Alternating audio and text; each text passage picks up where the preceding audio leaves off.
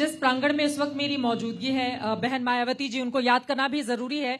ये उन्हीं की देन है। 2007 में प्रचंड बहुमत से हर जाति वर्ग का उनको वोट मिला था। खासतौर से अगर हम देखेंगे तो दलितों और ब्राह्मणों का वोट उनको ज्यादा मिला था। तो आपसे ये मेरा सवाल है सीधे प्रोफेसर रविकांत जी आपके पास आते हुए, जब वही ब्राह्मण वर्ग बहन मायावती को वोट करके सत्ता की कुर्सी पर बिठाता है, वो एक अलहदा विषय, वहां पर वो जातियों की जो भ्रांतियां हैं वो टूट जाती हैं।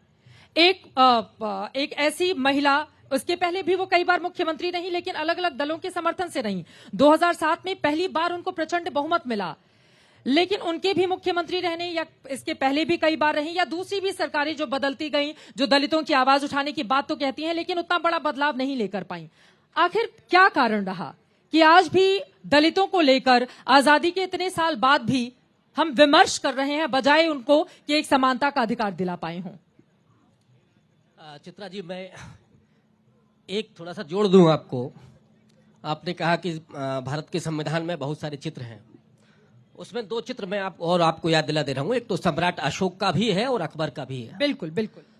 दूसरी बात जो आपका सवाल है, एक तो पॉलिटिकल सवाल आपका था कि बहन मायावती को ब्राह्मणों ने वोट किया, सभी वर्गों ने, जिसमें ब्राह्मण भी थे। मैं उस छुआछूत को खत्म करने के लिहाज से ये एग्जाम्पल दे रही थी। लेकिन उसमें जो आंकड़ा है केवल 16.5%, 16.5% ब्राह्मणों ने बीएसपी को वोट किया था। दूसरी बात, जो जिम्मेदारी है हम सबकी, ये देश सिर्फ संविधान से चलेगा। इस देश के संविधान के ऊपर कोई भी किताब नहीं हो सकती। बिल्कुल सही बात है। नंबर 2, सब कुछ संविधान पे मौजूद है और बाबा साहब अम्बेडकर ने बिल्कुल स्पष्ट तौर पर कहा था कि हम संविधान कैसा भी बनाएं, बहुत अच्छा संविधान भी अगर गलत लोगों के हाथ में होगा तो वो नुकसान करेगा, और अगर एक कमजोर संविधान भी अच्छे लोगों के हाथ में होगा तो बेहतर प्रदर्शन हो सकता है।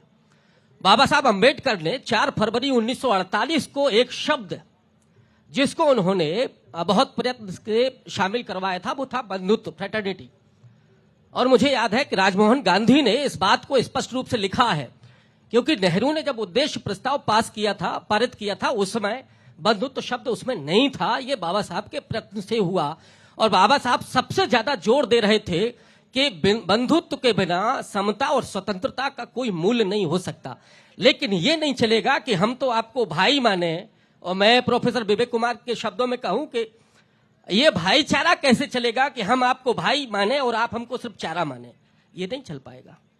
ये तभी समानता स्थापित हो सकती है जब ये जो श्रेष्ठता का बोध कुछ लोगों के दिमाग में है वो जब तक खत्म नहीं हो जाता, बल्कि जिन लोगों के मस्तिष्क में हीनता का बोध है जब तक वो नहीं खत्म हो जाता। तो ये जब तक आप नहीं कर रहे हैं तब तक मुझे लगता है कि समता स्थापित नहीं हो सकती। नंबर 2, जो बात बाबा साहब कह रहे थे बार बार, और मुझे याद आता है पूना पैक्ट। मैं थोड़ा सा डिफर करता हूं कुछ और लोगों से कि पूना नाम लेकर बोल सकते हैं आप। नहीं, मैं आपकी बात नहीं कर रहा हूं यहाँ, बल्कि कुछ हमारे अंबेडकरवादी मित्र हैं, वो पूना पैक्ट को लेकर के गांधी की आलोचना करते हैं। मैं उसी पूना पैक्ट के जरिए हासिल हुए आरक्षण के कारण यहां बैठा हुआ हूं। मेरी पढ़ाई और मेरी नौकरी उसी के बलबूते मिली। मेरी योग्यता क्या है इससे तय नहीं होता है चित्रा जी, हमारी योग्यता तय होती है हमारी जाति से। और अगर आपने नहीं इस बात को समझा है, जो ज्योतिबा फुले ने कभी कहा था कि जो सहता है वही कहता है। अब मैं अपनी जिंदगी के बारे में नहीं बताऊंगा, या हम सब के अनुभव वो हैं। बहरहाल, जो गांधी जी का काम था कि सवर्णों के भीतर वो अपराध बोध पैदा करना कि हां, हमारे पुरखों ने अन्याय किया है। और पूना पैक्ट के समय उन्होंने बाबा साहब से कहा था कि हिंदू धर्म के लोगों ने जो अन्याय किया है उसे प्रायश्चित करने का मौका डॉक्टर अंबेडकर साहब हमको दे दीजिए। खुद पूना पैक्ट पर उन्होंने सिग्नेचर नहीं किया है, मदन मोहन मालवीय, राजेंद्र प्रसाद वगैरह वगैरह लोगों ने किया। लेकिन यह प्रक्रिया आजादी के कुछ समय के बाद रुक गई। होना जो चाहिए था कि बंधुत्व का भाव हर किसी व्यक्ति में, चाहे वो किसी भी जाति का हो, किसी भी धर्म का हो, यही बंधुत्व का भाव इस देश को जोड़ सकता है। वरना तोड़ने के लिए तो बहुत सारे संस्थान और बहुत सारे साधन उपलब्ध हैं, जिन रात दिन इनका यही काम है कि कैसे इस देश को विभाजित किया जाए।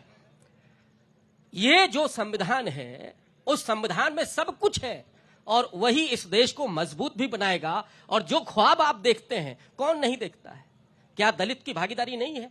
हम जिस लखनऊ में बैठे हैं, उदा देवी पासी का मैंने नाम लिया, इसी से थोड़ा सा आगे उदा देवी पासी ने 36 अंग्रेज सिपाहियों को मौत के घाट उतारा था। 1857 में जब अंग्रेज सिपाही गुजर रहे थे उन्नाव से लखनऊ की तरफ, वहां पर 1500 पासियों ने मिलकर के पत्थरबाजी की थी अंग्रेजों पर। उनके पास पत्थर था, उन्होंने पत्थर मारा।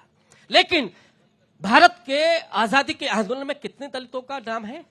नहीं है। अगर इतिहास में हमको जमींदोज कर दिया गया, अगर वर्तमान भी हमसे छीना जा रहा है, तो फिर हमारा भविष्य क्या होगा? हमारी औलादों का भविष्य क्या होगा? ये इसलिए पीड़ा है चित्रा जी। ये शिकायत हम किससे करेंगे?